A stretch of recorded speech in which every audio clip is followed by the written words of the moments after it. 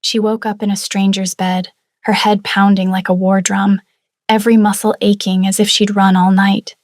Silk sheets tangled around her body, and the air carried a scent, masculine, intoxicating, utterly unfamiliar.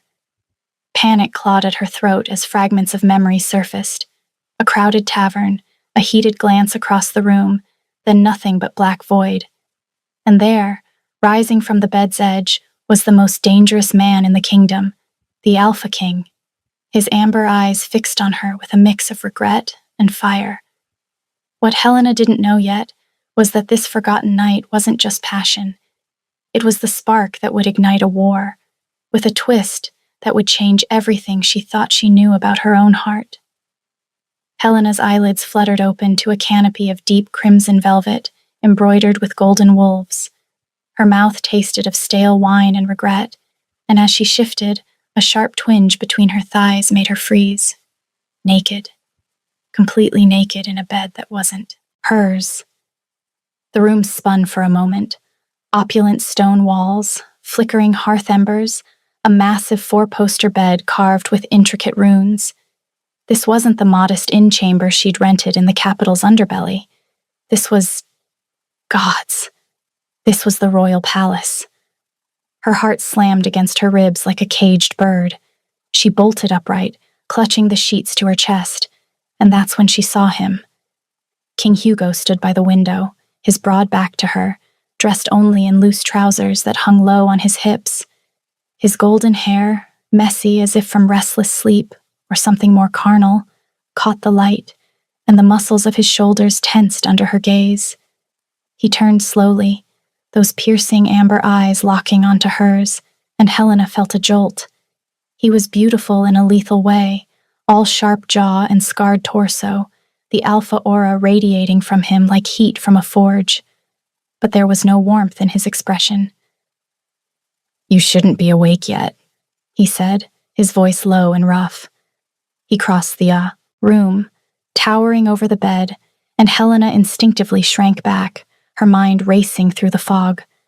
Last night, she'd come to the capital seeking work as a healer, her satchel of herbs and potions her only possession after fleeing her village's plague. A tavern stop for ale to steady her nerves. Eyes meeting his across the smoky room. No, that couldn't be right. The Alpha King didn't mingle with common folk.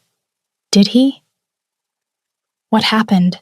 she demanded, her voice steadier than she felt, though her cheeks burned with humiliation. "Why am I here? In your bed?" Hugo's jaw clenched, a muscle ticking there as he raked a hand through his hair. "You don't remember."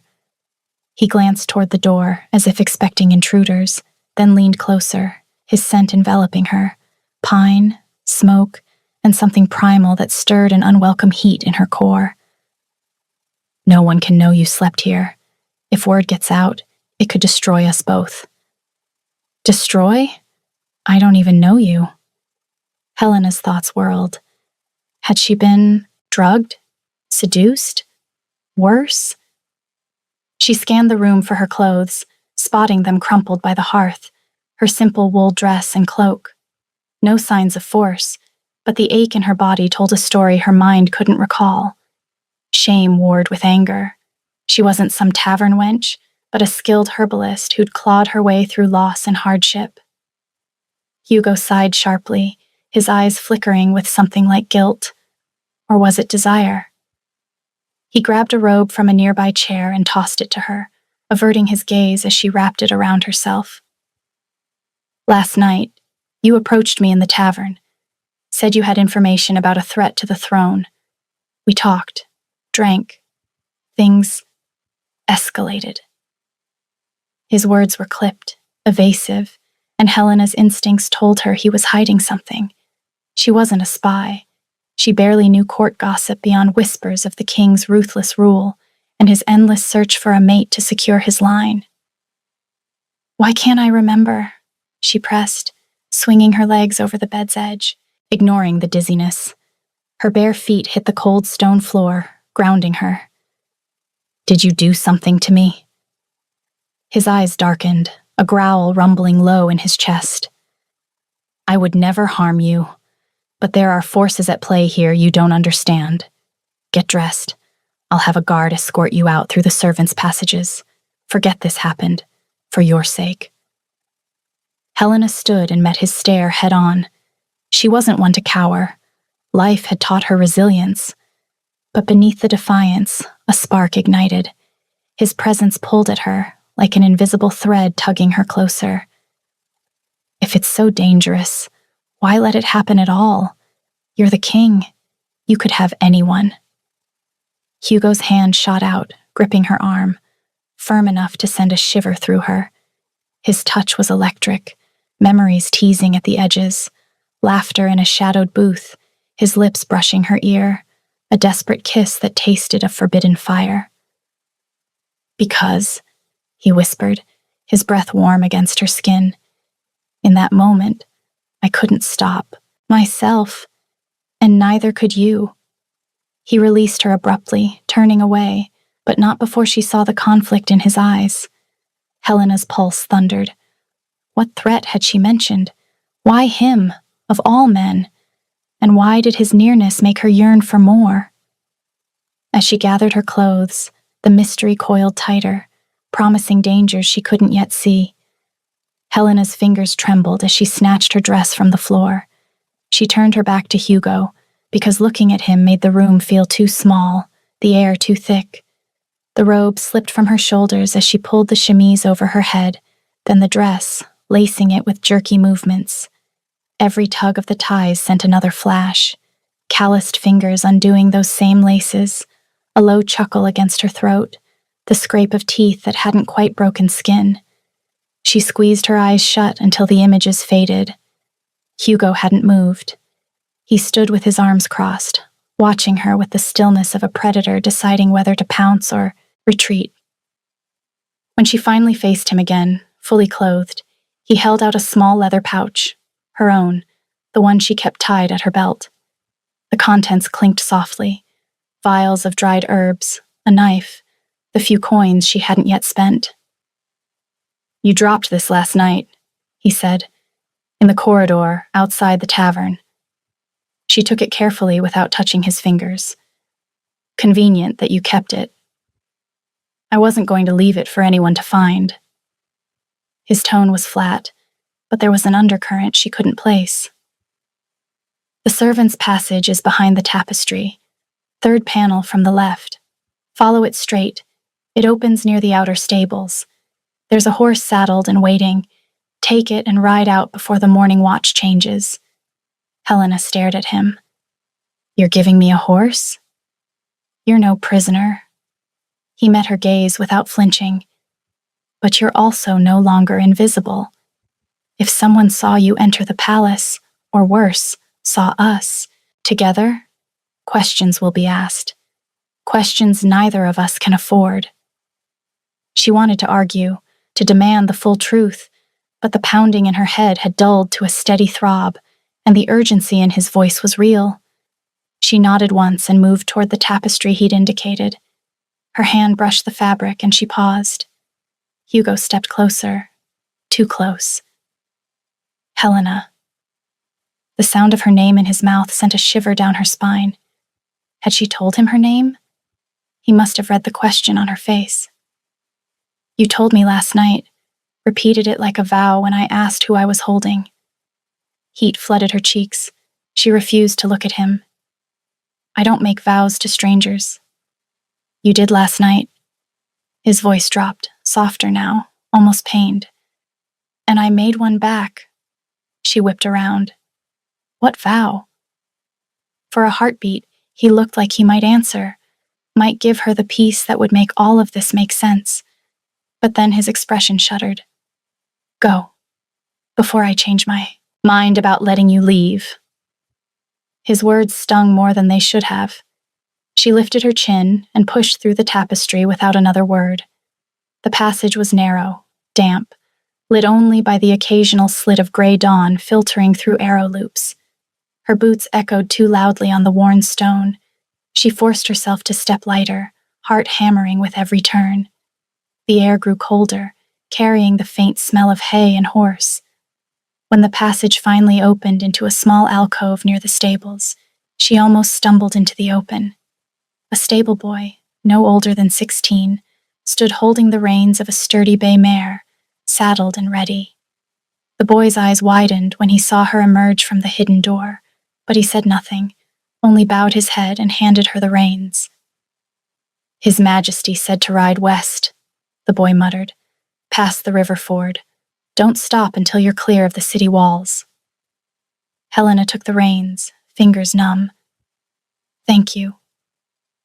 The boy glanced nervously, toward the palace towers, then back at her. "He also said, if anyone asks, you were never here." She mounted in one fluid motion. Years of riding alone through bandit country had made her quick, and nudged the mare forward. The horse moved eagerly, hooves muffled on the straw-strewn path that led to a side gate. A single guard stood there, young and bored-looking. He barely glanced at her as he swung the gate open, as though women on royal horses slipped out of the palace every dawn. Maybe they did. She didn't know the real Hugo. The city streets were just beginning to stir, vendors rolling carts, shutters creaking open, the first thin smoke rising from chimneys. Helena kept her hood up, her gaze forward. The ache between her thighs had faded to a dull throb, but the confusion hadn't. Why her?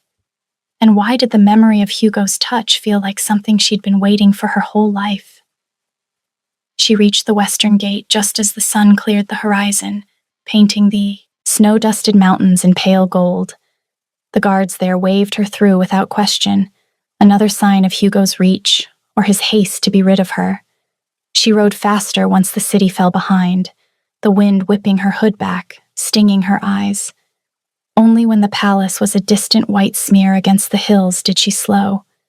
Her hand slipped into the pocket of her cloak, fingers closing around the small silver wolf pendant she'd found clutched in her fist when she woke. She hadn't remembered taking it, hadn't even noticed it until she was halfway down the passage, but now she pulled it free. The pendant was heavier than it looked, the wolf carved in exquisite detail, head thrown back in a silent howl. A tiny rune glowed faintly at its center, old blood script, the kind healers used for protection charms. She'd seen it once, years ago, in her mother's book. Her breath caught. This wasn't a trinket. This was royal. The kind of token an alpha gave only when he intended to, claim permanently. Mating tokens were passed down through bloodlines. Losing one was a scandal that could topple alliances. And Hugo had let her walk out of his chambers with it in her hand. Helena's pulse thundered in her ears. She stared at the pendant, willing memory to surface. Nothing came, only the echo of his voice, rough with need. "You're mine tonight. Say it." Had she said it? She closed her fist around the wolf, the metal warming against her palm as though it recognized her. A faint pulse answered from somewhere deep in her chest. Not fear, not anger, but something older. It felt like recognition. The horse tossed her head, sensing the sudden tension in her rider. Helena forced herself to breathe, to think. Whatever had happened last night, whatever Hugo was hiding, she couldn't stay in the capital to find out. The child back in her village still waited. Black vein fever didn't care about kings or forgotten knights. She needed Moonbloom. She needed to disappear. But as she turned the horse west toward the trade roads, the pendant burned hotter against her skin, a steady, insistent rhythm that matched her heartbeat. And somewhere behind her, in the palace she'd just fled, she had the sudden, irrational certainty that Hugo felt it too. She rode faster. The capital shrank behind her, but the mystery didn't. It rode with her, warm, silver, and alive in her hand. Helena kept to the back roads for the rest of the day, avoiding the main trade artery where royal patrols were thickest. By dusk, she reached a small crossroads inn called the Frosted Antler, tucked between pine thickets and a frozen stream. She paid with one of her last coins, asked for the smallest room, and barred the door the moment the innkeeper left. She didn't light a candle. In the thin moonlight spilling through the shutter slats, She sat on the narrow bed and opened her palm. The silver wolf pendant still lay there, cool now, but the warmth it had radiated earlier lingered in her skin like an afterimage. She turned it over, studying the rune again. Bound. Her mother had taught her the old script during long winter nights, when the plague hadn't yet reached their valley. Some charms don't protect, her mother had said once.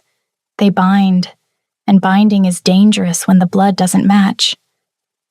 Helena's blood was common, healer stock with a touch of old magic that let her sense fevers before they burned hot, that helped wounds close faster under her hands, but nothing royal. Nothing that should make a mating token respond to her, yet it did. She pressed the pendant to her chest, over her heart, and closed her eyes.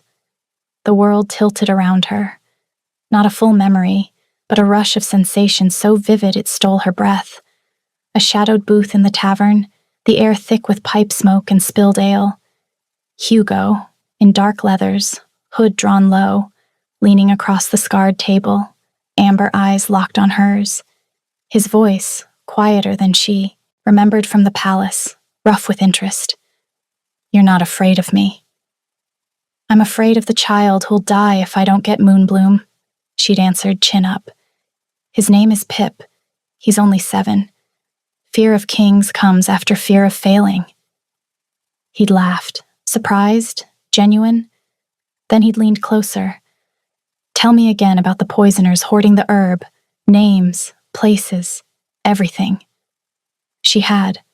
Every rumor she'd gathered from dying patients, every whispered confession. Black vein fever spreading faster than nature allowed, supplies vanishing from apothecaries, caravans intercepted by masked riders who left no survivors, and always the same thread. Someone powerful wanted the fever to burn through the border packs, packs loyal to Hugo, packs that kept his northern frontier secure. Hugo had listened without interrupting, fingers drumming once on the table.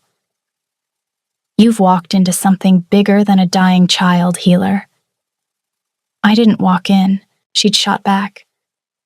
"I was dragged by necessity." Another laugh, softer. His hand had covered hers on the table, brief, electric. "Then let me drag you out." The vision snapped shut like a door slamming. Helena gasped, eyes flying open. Her heart raced as though she'd run miles. She hadn't just told him about Moonbloom. She'd accused his own court of treason without proof. What came over her last night? She shoved the pendant back into her pocket and stood, pacing the tiny room. Sleep wouldn't come. Every time she closed her eyes, she felt him. His mouth on her throat, his growl vibrating through her bones, the way he'd said her name like a prayer and a curse. By dawn, she was on the road again, pushing the horse harder than she liked. The next 2 days blurred into cold wind, sparse meals, and the constant prickle of being watched. She never saw anyone, but the hairs on her neck told otherwise. On the 3rd evening, she stopped at a hamlet too small to have a proper inn, just a cluster of thatched roofs and a communal barn where travelers could pay to sleep in the hayloft. She bartered a salve for her supper and a blanket, then climbed the ladder to the loft, burrowing into the straw like a hunted fox. That night, the dreams came properly. She stood in moonlight on a snow-dusted balcony, Hugo behind her, arms caging her against the stone railing. His breath was hot on her neck. "You shouldn't have come to me," he whispered, "but I'm glad you did." She turned in his arms, hands sliding up his chest. "I came for Moonbloom, not for you." "Liar." His mouth brushed hers, once, twice teasing. "You came because the moment our eyes met across that room, something woke up, something neither of us can put back to sleep." The kiss deepened, hungry, desperate. His hands roamed, possessive. She arched into him, whispering his name like a secret she'd kept too long. Then pain, sharp, sudden, blooming behind her eyes. Hugo staggered, clutching his temple. The dream fractured. Helena jolted awake in the hayloft, sweating despite the cold. Her fingers were clenched so tightly her nails had drawn blood from her palms. And worse, the pendant was warm again, almost hot, pulsing in perfect rhythm with her heart. She sat up, breathing hard. It wasn't just her dream. She'd felt his confusion, his sudden headache, as though the memory had been hers and his. A floorboard creaked below. Helena froze. Moonlight silvered the ladder. A shadow moved at its base, human-shaped, cloaked. She eased her knife from her boot, slow and silent. The shadow paused, then retreated. Footsteps faded toward the barn door. She waited until silence returned, then slipped down the ladder and out into the night. The yard was empty, snow undisturbed except for a single set of fresh boot prints leading toward the trees. She followed them just far enough to see they veered west, toward the road she planned to take tomorrow. Someone was tracking her. Not a random bandit. They were careful, patient. She returned to the loft, gathered her things, and saddled the horse by starlight. She left a silver coin on the barn door latch, more than the night was worth, and rode into the dark. The next morning she reached Eldenford, a river town big enough to lose herself in. She stabled the horse at a public yard, paid a boy to watch her, and slipped into the market square. Moonbloom was rare, but Eldenford sat on a trade crossroads. If anywhere outside the capital had it, this was the place. She moved through stalls with practiced ease, head down, hood up, asking quiet questions. Most vendors shook their heads. One, an old woman selling dried roots, narrowed her eyes. "Moonbloom?" she muttered. "Last sack went 2 weeks ago, bought by a man in black who paid triple and asked no questions, said it was for the northern sickness." Helena's stomach twisted. Northern sickness was black vein fever. Did he say where he was taking it? The woman shrugged. "Didn't ask, didn't care. Gold talks louder than curiosity." Helena bought a small bundle of feverfew instead, useless against black vein, but it steadied her hands, and moved on. She was turning down an alley toward the stables when a voice stopped her cold. "Looking for something rare, healer?" Lady Larissa stepped from the shadow of a doorway, beautiful and venomous in emerald velvet. Her dark hair was pinned with silver pins, shaped like crescent moons. Her smile was cutting. Helena's hand went to the knife at her belt. "I don't know you." "But I know you." Larissa glided closer, predatory.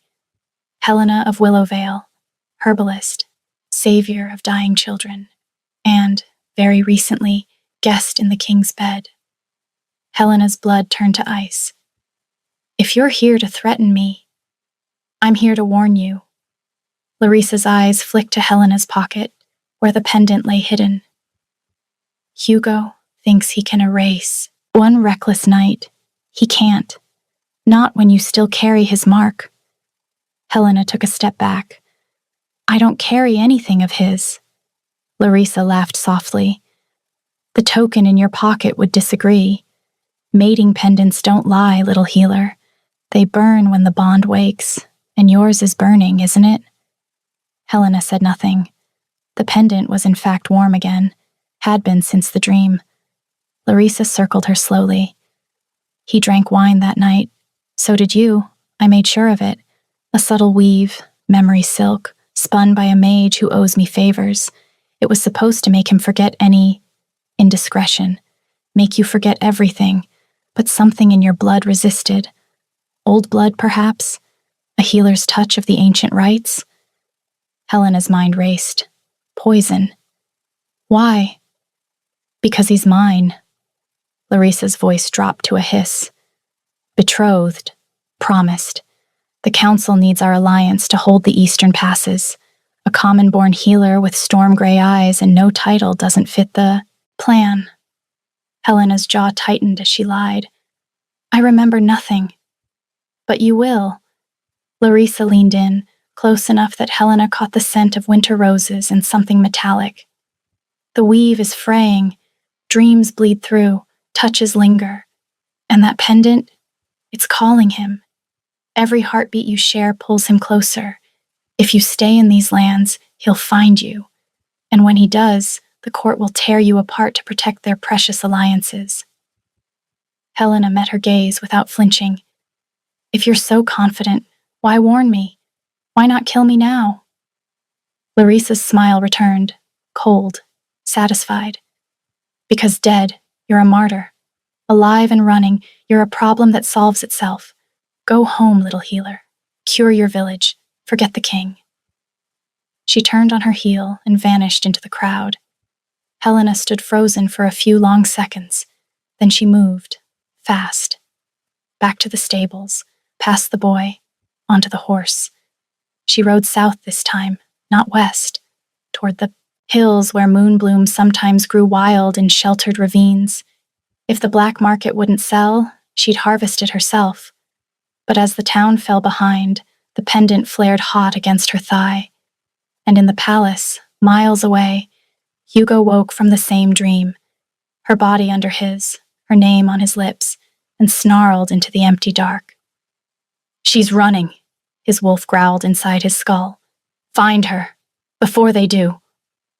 He rose, already reaching for his cloak. The hunt had begun. Helena didn't make it far. She had barely cleared the southern ridge when hoofbeats thundered behind her. Too many, too organized. She urged the mare into a gallop, but it was no match for war-trained horses. Within minutes, 6 riders in black and silver livery surrounded her, cutting off every escape. Their leader, a broad-shouldered man with a scarred cheek and captain's knot on his shoulder, raised a gloved hand. "Helena of Willow Vale," he called, voice carrying over the wind. "By order of His Majesty King Hugo, you are to return to the palace under royal protection." She reined in hard, the mare sliding on icy gravel. Protection or arrest? The captain's expression remained neutral. "His Majesty's word is protection. Refuse, and we are authorized to use force." Helena's mind reeled. She could fight. Her knife was sharp, her reflexes honed by years alone on dangerous roads. But 6 against 1 was suicide. And somewhere beneath the fear and fury, the pendant pulsed warmly against her thigh, as if approving the direction they were taking her. She took a deep breath. "Lead on, then." They flanked her the entire ride back. No one spoke.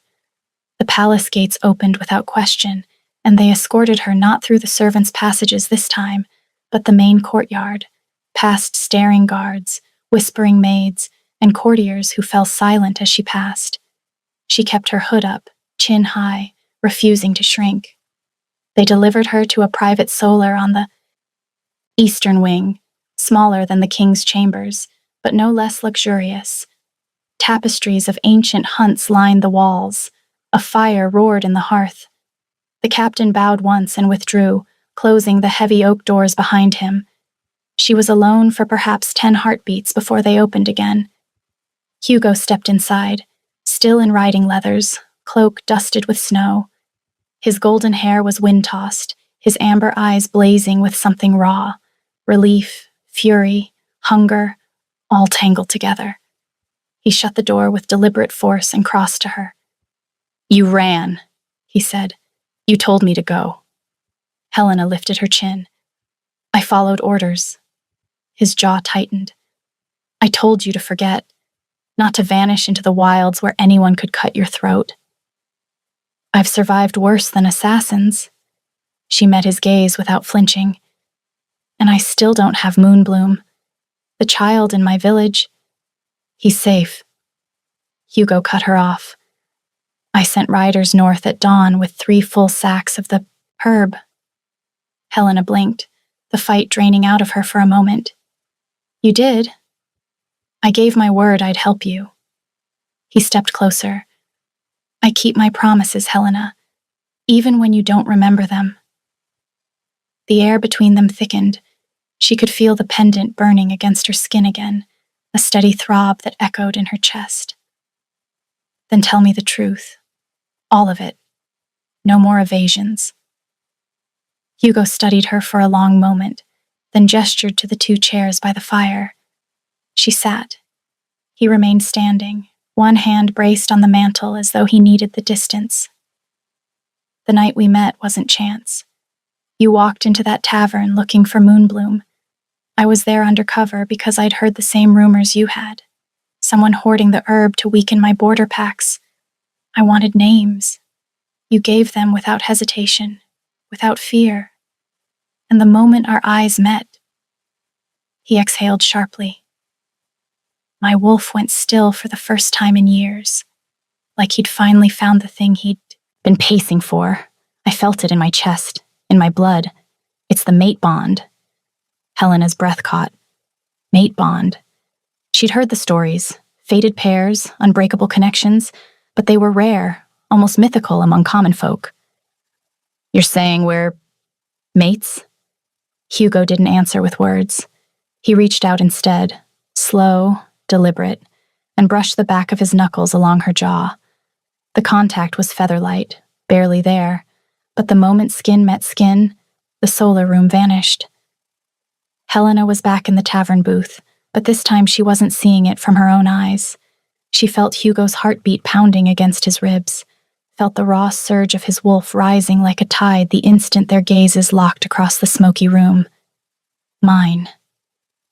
She felt his struggle, the way his fingers tightened around his beer mug until the metal groaned, the way he forced himself to look away only to snap back to her face.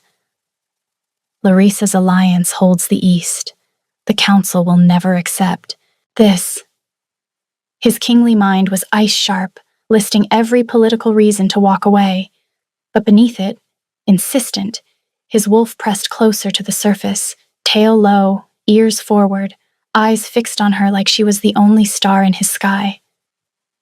She smells like home, the wolf whispered through him, voice low and aching, like the meadow where we used to run as pups. She's ours. Let me go to her, just once, just to breathe her in. Then the memory shifted, faster, hotter. They were already moving through shadowed corridors, his hand locked around hers, pulling her toward the hidden stair. Every step was war, duty screaming in his head, the bond countering louder. He stopped her in a narrow alcove, pressed her against cold stone, mouth crashing down on hers. She tasted salt and wine and desperation on his tongue.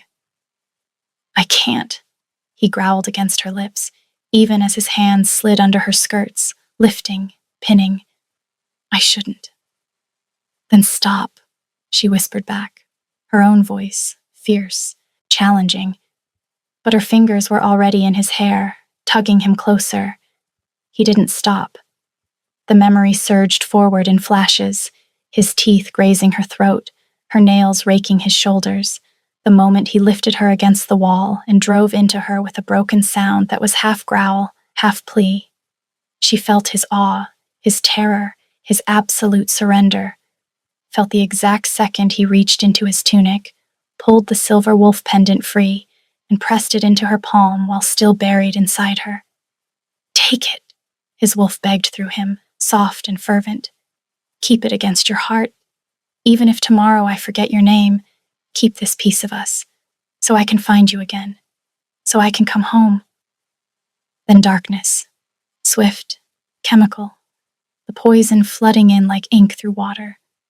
His vision blurred, her name slipped from his mind like sand. The bond snapped tight but didn't break. The memory dissolved. Helena staggered. Hugo caught her elbows, steadying them both. His breathing was ragged, eyes molten gold. That was you, she whispered. He nodded once, throat working. The bonds tearing the weave apart, piece by piece. She stared up at him, chest rising and falling fast. You fought so hard. I lost.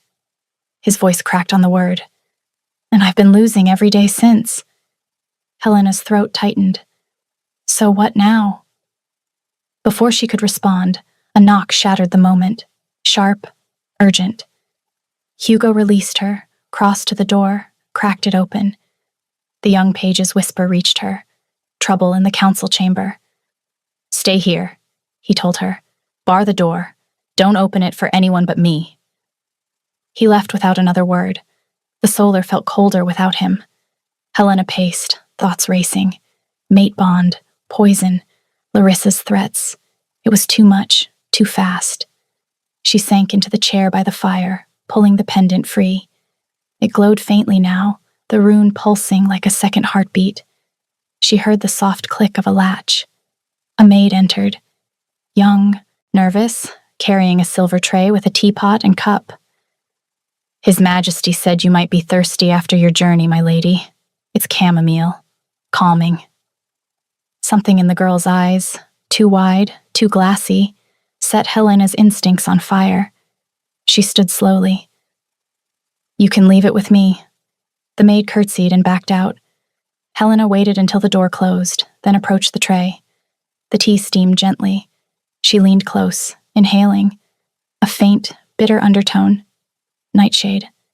Subtle, but unmistakable. Her blood ran cold. She knocked the pot over, tea hissing across the hearthstones. Then the door burst open again. Larissa stood framed in the doorway, flanked by 2 guards in unmarked livery. Her smile was triumphant. "You should have drunk it," she said. "Would have been cleaner." Helena backed toward the window, hand on her knife. "Hugo will kill you for this. Only if he finds you alive." Larissa stepped inside, guards closing the door behind her. "He's occupied. A small distraction in the council chamber. Enough time for me to finish what the tea started." One guard drew a short blade. The other advanced. Helena lunged for the poker by the hearth, better than nothing, but the first guard was faster. He grabbed her wrist, twisting until the knife clattered away. She drove her elbow into his throat. He staggered, choking. Larissa's laugh cut the air, sharp and delighted. "Feisty. I see why he likes you." The second guard seized Helena from behind, arm around her throat. She clawed at him, gasping, vision spotting. That's when the doors exploded inward with a crack that shook the walls. Hugo stormed through like an avalanche, eyes blazing gold, wolf teeth already lengthening. He moved in a blur, slamming the first guard into the wall with bone-crunching force, ripping the second off Helena with a snarl that shook the tapestries. Larissa backed away, face paling. "Hugo!" He didn't glance at her. His gaze snapped to Helena. She was on her knees, coughing violently, one hand braced on the floor, the other clutching her bruised throat. Blood flecked her lips from where she'd bitten her tongue. He reached her in 2 strides, hands gentle despite the blood on his knuckles. "Are you hurt?" She shook her head, voice hoarse. "Tea. Poisoned." His eyes flicked to the spilled pot, the dark stains spreading across the hearthstones. When he looked back at Larissa, the gentleness vanished. What remained was pure, lethal calm, even as Larissa drew a thin dagger from her sleeve. "How dare you!" Hugo snarled. Larissa's composure cracked. "You were supposed to forget her. The council needs stability, my family's armies, my eastern passes. She's nothing in the grand scheme of things." Hugo advanced slowly, carefully. "She's everything." Larissa lunged, not at him, but at Helena. Hugo intercepted, twisting her wrist until the dagger fell. He shoved her against the wall, forearm across, her throat. "You poisoned the wine. You tried to kill my mate." Larissa gasped. "I only wove the memory silk. The rest wasn't me." Hugo's grip tightened. "Who then?" Larissa's eyes darted to the door, then back.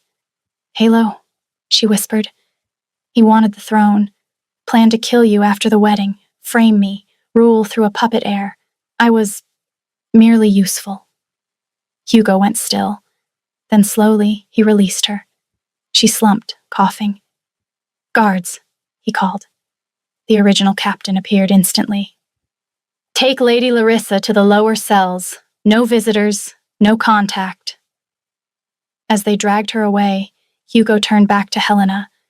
Blood streaked his cheek in a thin, dark line, his own, from the shallow nick Larissa's dagger had left during the scuffle.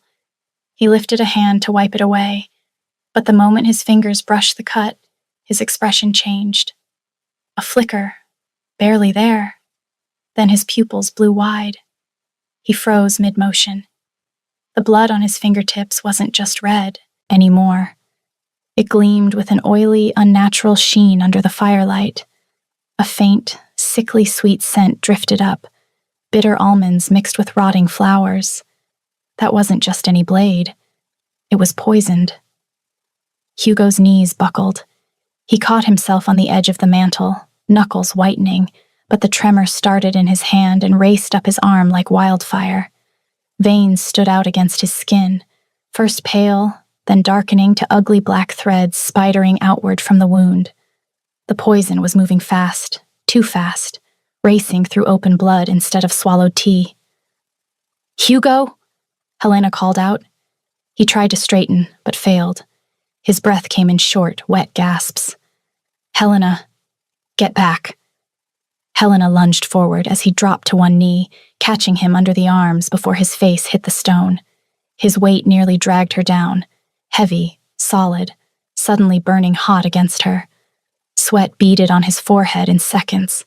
His skin felt feverish, clammy. "Stay with me," she said, voice cracking. She lowered him to the floor as gently as she could, his back against the leg of the heavy oak table. Helena's hands flew to the wound on his cheek first, small but open, weeping black-tinged blood. Then lower, where he'd pressed his palm to his side during the fight. Larissa's dagger had grazed there too, deeper than she'd realized. The fabric of his shirt was soaked dark, clinging to skin that looked bruised from the inside out. "No," Helena whispered. "No, no, no." She tore his shirt wider with shaking hands. The chest wound was worse, jagged, already rimmed in necrotic gray, poison eating inward. Her healer's instincts surged. She pressed both hands to the wound, reaching for the old blood magic she'd never fully understood, the part of her that closed wounds, cooled fevers, sensed life flickering. But this time it felt different, stronger.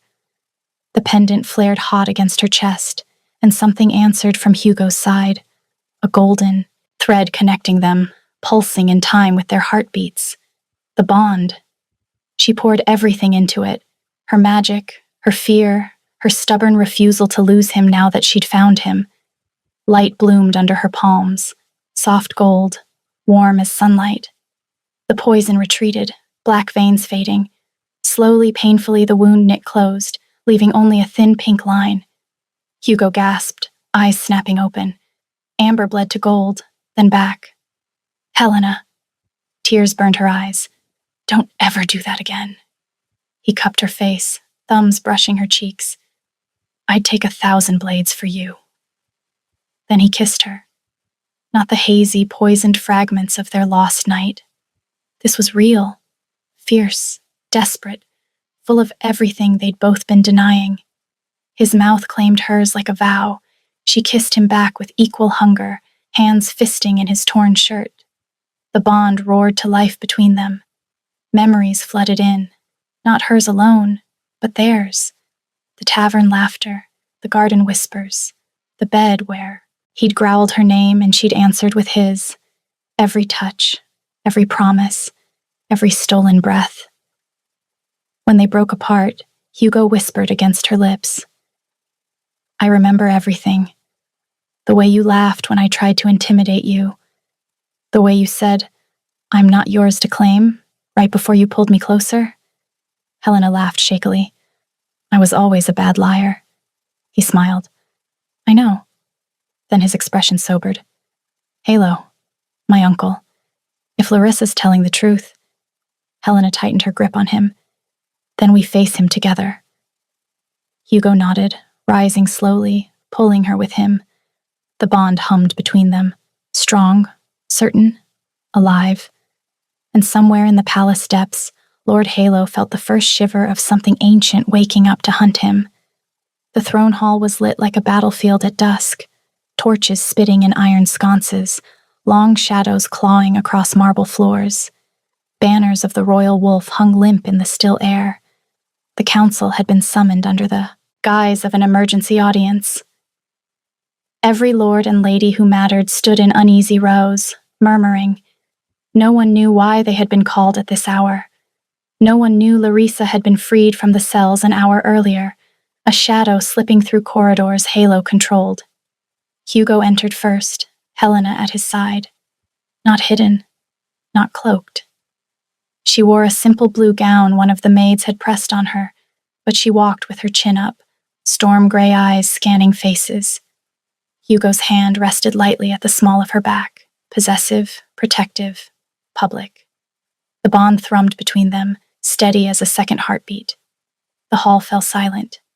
At the far end, on the raised dais, Lord Halo waited. Tall, silver-haired, impeccable in black velvet. His smile was polite, practiced. Behind him, 2 of his personal guards stood at rigid attention. Hugo stopped at the foot of the dais steps, his voice carried without raising. "Uncle, you requested this audience. Speak." Halo inclined his head. "Your Majesty, the court is unsettled.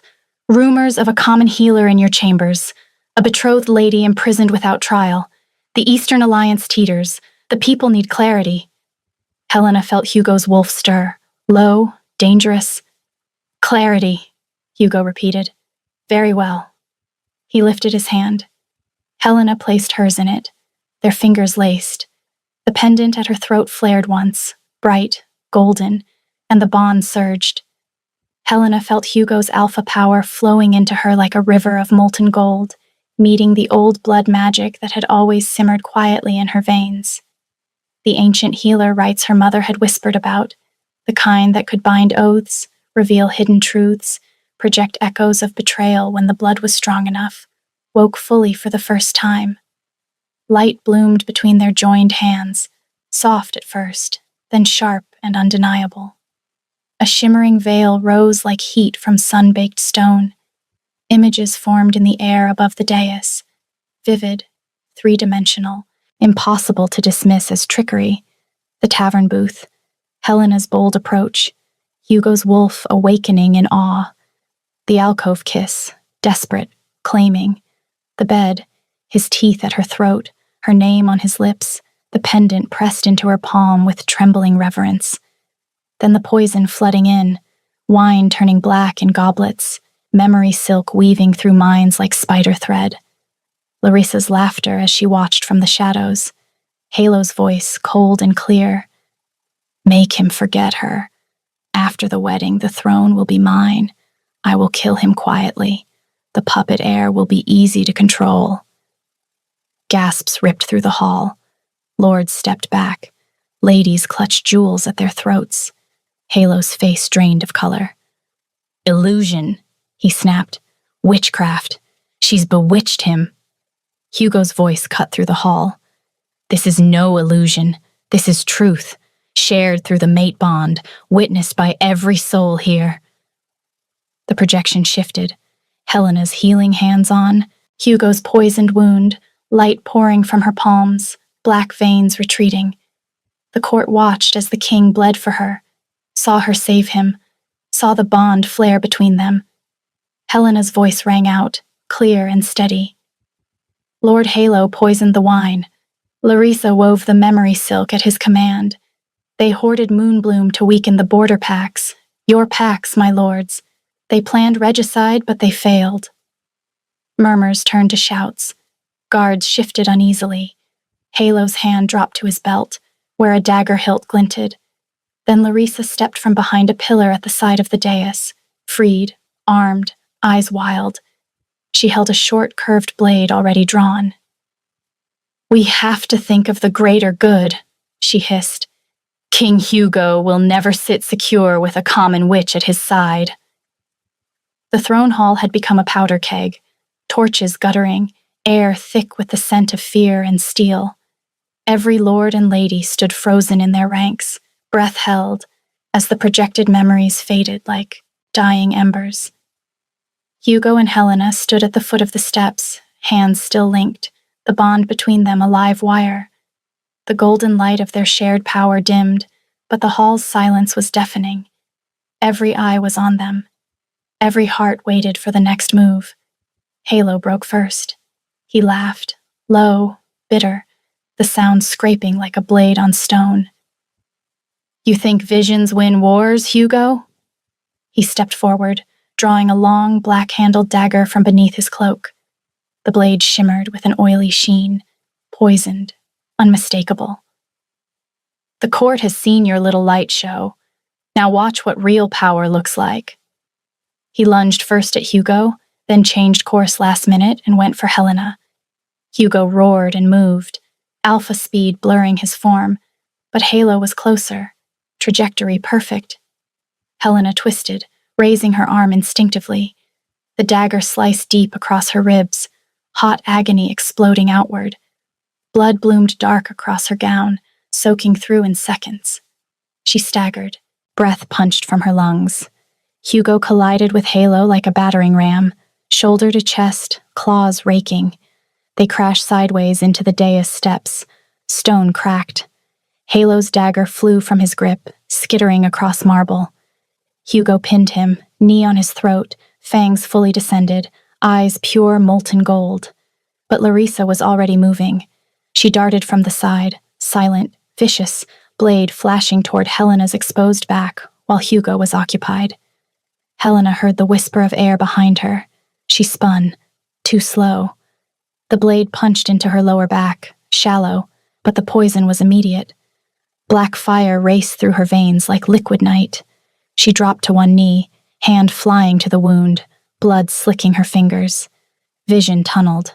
The bond flickered, Hugo's pain slamming into her like a second strike. The hall erupted. Guards loyal to Halo surged forward, 4 of them, swords drawn. The rest hesitated, torn between oaths and the carnage unfolding. Shouts rang out. Steel clashed. Hugo felt Helena's agony through the bond, sharp, searing, and it tore a snarl from his throat that shook the banners. He slammed Halo's head against the step once, hard enough to daze, then spun toward her. Larissa was already on Helena again, blade raised for the killing stroke. Helena, bleeding, vision graying, forced herself upright on sheer will. The pendant at her throat flared, hot enough to scorch skin. She reached for the bond with everything she had left. Golden light exploded outward, not gentle this time, but wild, desperate. It poured from her chest into Hugo, into the air around them. She felt his alpha strength flood her, raw, furious, protective. She channeled it through her old blood magic, not to heal herself, but to strike. Light lashed out like whips of sunlight. One tendril wrapped Larissa's wrist, snapping bone with an audible crack. The blade clattered away. Another coiled around her throat, not choking, but immobilizing. Larissa dropped to her knees, gasping, tears streaming, body locked rigid. Hugo reached Helena in the same heartbeat. He caught her as her legs gave out completely, lowering her to the marble. Blood pooled beneath her, dark, spreading fast. His hands pressed over the wounds, claws retracting, voice breaking. Helena, stay with me. Look at me. Hugo felt the bond fraying, Helena's heartbeat stuttering, poison chewing deeper into her blood. Panic clawed up his throat. Her blood welled between his fingers, hot and slick. No, he growled, voice cracking into something animal. You cannot leave me. Not like this. He pressed harder, palms shaking. The bond was still there, golden thread thin and flickering, but it wasn't enough on its own. The poison was too deep, too fast. He felt it in his own veins now, shared, burning, like swallowing fire. His wolf surged forward, not in rage, but in raw, terrified need. Hold her. Keep her. The animal inside him didn't care about crowns or courts. It only knew the scent of her blood, the slowing rhythm of her heart. Hugo leaned over her, forehead pressed to hers, breath ragged. Helena, feel me. Take what I have. He forced the bond wider, pouring alpha strength through it like blood from an open vein. Not gentle magic, not clean light, just pure, brutal will. Dominance that could bend armies, fury that could tear stone, devotion that had waited years in silence. It hurt. Gods, it hurt, like ripping his own soul open to feed hers. Golden light sparked between their skin, jagged, unsteady. It sank into her wounds, slow and reluctant. Black veins shrank, but not cleanly. They retreated in fits, leaving raw, angry red tracks. The gash on her ribs stopped gushing but stayed open, edges inflamed. The shoulder wound sealed to a weeping slit. Helena gasped, short, pained. Her fingers dug into his arms. "It burns." "I know," he rasped, "but I'm not letting go." The light pulsed once, more, fainter now, exhausted, then dimmed. The worst of the poison was gone, burned out by sheer force, but she was far from healed. Her breathing was shallow, labored. She needed healers, time, rest. Hugo lifted his head. The hall watched, silent, stunned. Halo pinned and bleeding. Larissa still frozen in golden chains, guards frozen mid-motion. He gathered Helena closer, careful, reverent, lifting her into his arms despite the blood slicking his chest. She curled against him, head on his shoulder, too weak to stand. His voice carried, hoarse, unbreakable. "This is my mate." He turned slowly so every face could see her, pale, bloodied, eyes half-lidded but fierce. "Helena of Willowvale. She took blades meant for me. She burned poison from my blood when I could not. She saved my life, my throne, my soul. She is my queen." He looked down at her, eyes raw, glistening. "Any man or woman who questions her place questions me, and I will answer with fang and claw." Silence held for a heartbeat. Then the First Lord dropped to one knee, then another. The waves spread, lords, ladies, guards, kneeling in the blood-streaked hall. Hugo carried her out, strong arms, steady steps, through corridors to their chambers. Maids and healers rushed forward. "Help her," he said, voice low, commanding but cracking at the edges. "Everything she needs, now." They laid her on clean sheets. Healers worked quickly, cleaning, stitching, dosing with antidotes and pain drafts. Outside, snow began to fall softly, muffling the palace in hush.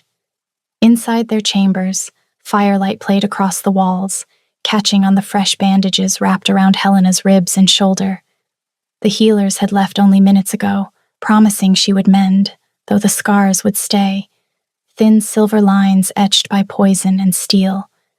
Hugo hadn't moved from her side. He sat on the edge of the bed, still in his blood-streaked leathers, one hand wrapped around hers, thumb tracing slow circles over her knuckles, as if reassuring himself she was real. Helena shifted, wincing, and he was instantly alert, leaning closer, free hand hovering near her ribs as though he could absorb the pain through touch alone. "Stop fussing," she murmured, voice hoarse but fond. "I'm not made of glass." "You're made of stubbornness," he countered quietly. "And right now you're bleeding on my sheets. Let me fuss." She gave a small, tired laugh that turned into a cough. He helped her sit up a fraction, propping pillows behind her back with careful hands. When she was settled, he didn't pull away. He simply stayed close, forehead resting lightly against hers, eyes closed, breathing her in. "You scared me," he whispered. She gave a weak smile. "I guess you're stuck with me now. We won, didn't we?" He turned his face into her palm, pressing a kiss to the center. "Because of you. You risked your life out there, Helena. What were you thinking?" "I was thinking I couldn't watch you die." Her thumb brushed the faint scar on his cheek, the one from Larissa's dagger, already healing faster than it should. "Not when I'd only just remembered how it felt to be yours. You've always been mine, even when I forgot." He leaned in and kissed her temple, slow, careful, tasting of salt and relief. When he pulled back, he whispered, "Rest. I'll guard the door myself." She tugged him closer instead. "Stay with me." So he did. Months later, they rode alone. No escort, no banners, just the two of them and the quiet crunch of hooves on fresh snow. Hugo on his black stallion, Helena on the bay mare he'd given her that first desperate dawn. She sat straighter now, scars hidden beneath a thick wool cloak lined with fox fur. They reached Willow Vale as the sun dipped low, painting the village gold against white. Roofs once sagging were newly thatched. Chimneys smoked steadily. Children darted between. Houses, cheeks flushed, laughter sharp in the crisp air. The black vein fever was gone. Moonbloom's gift, carried north by Hugo's riders that very first morning. Helena was still scanning the square when she heard it. Helena. Pip came barreling out from between two cottages at full speed, boots unlaced, dark hair sticking up at every angle, a smear of what was hopefully jam across his chin. He was bigger than she remembered, rounder in the cheeks, stronger in the legs, and he was running like the snow wasn't even there. He skidded to a halt 3 feet from her horse, suddenly aware of the enormous black stallion and the king sitting on it. His brown eyes went very wide. A mittened hand came up to wipe the jam from his chin with the dignity of someone who had just noticed it was there. Helena was off her horse before he could decide whether to be scared. She knelt in the snow and opened her arms. Pip. That was all it took. He crashed into her, small body colliding with hers, arms wrapping tight around her neck. She held him close, chin resting on his dark hair, tears freezing on her lashes. He smelled of wood smoke and pine, and the faint sweetness of childhood. You came back, he whispered fiercely into her shoulder. I told Mama you would. She said maybe. I said no, she promised. Helena pulled back just enough to look at his face, rosy-cheeked, jam-smeared, eyes shining. I promised, she confirmed softly, and kissed his forehead. He let her hold him for another long moment, which for a 7-year-old boy was the most generous gift he could give. Then he pulled back with great seriousness, bottom lip wobbling only slightly. Thank you, he said quietly, like he'd been practicing it. For the moonbloom, for not forgetting us. Helena tucked a strand of wild dark hair behind his ear, the way she had when he was too fevered to notice. I could never forget you, Pip. Not ever. Hugo dismounted behind her, crouching low so he was eye level with the boy. He rested a hand on Pip's small shoulder, gentle, steady, nothing like the king who'd once terrified courts. You're strong, Hugo said, like your healer. Pip looked up at him, wide-eyed, awed, a little scared. You're the king, he said in a very small voice. Hugo's mouth curved. I'm her mate. His gaze slid to Helena, softening. And soon, father to another. Pip's eyes went perfectly round. He looked at Helena's belly, then back at Hugo, then at the belly again, with the intense focus of a child doing very important calculations. So, the baby will be a prince? Or a princess, Helena said. Pip considered this with enormous gravity. Then, apparently satisfied, he nodded once, as though he had personally approved the arrangement. Helena laughed, soft and full, tears finally spilling over. She pulled him close one last time. Keep growing strong. Eat everything your mother puts in front of you.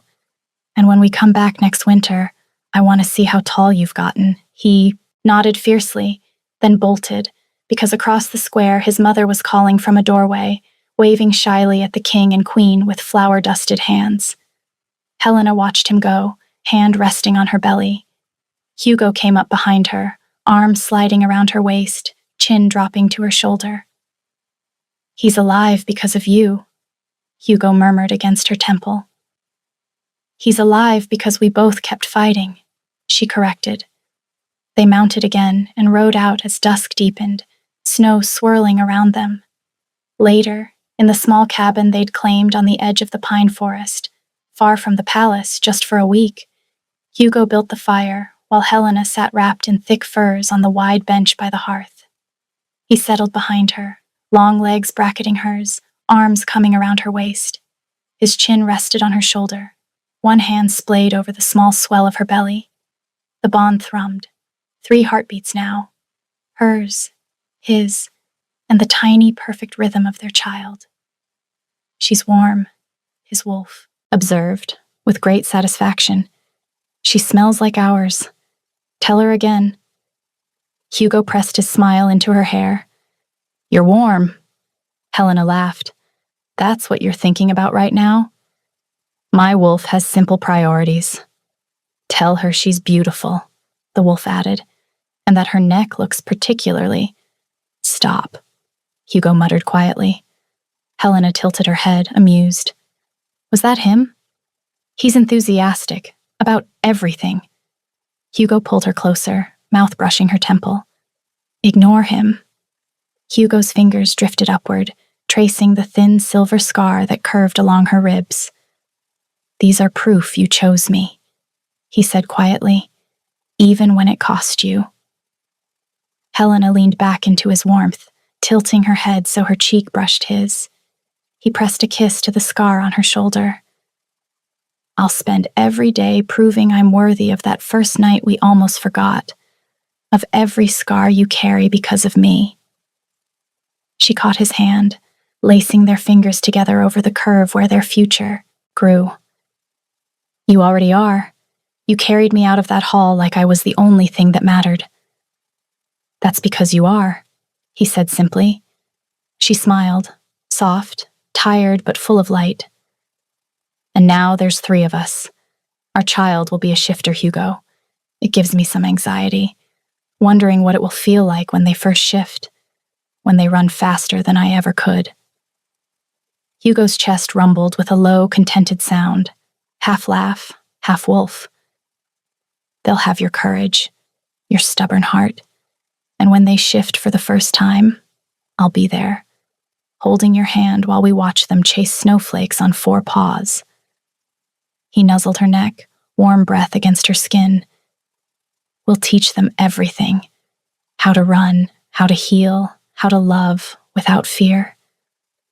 The baby kicked, gentle, insistent, as though in agreement.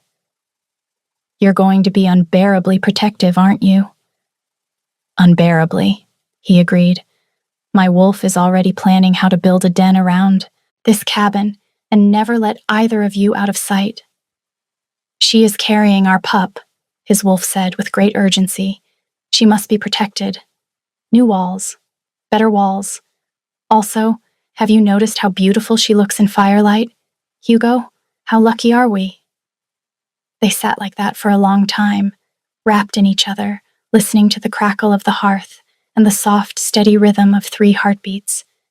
And for the first time in years, the kingdom, and their little corner of it, slept easy. Where are you listening from? I love hearing your feedback, and if you'd like to support me, please subscribe. It's free, and it helps more people discover these stories.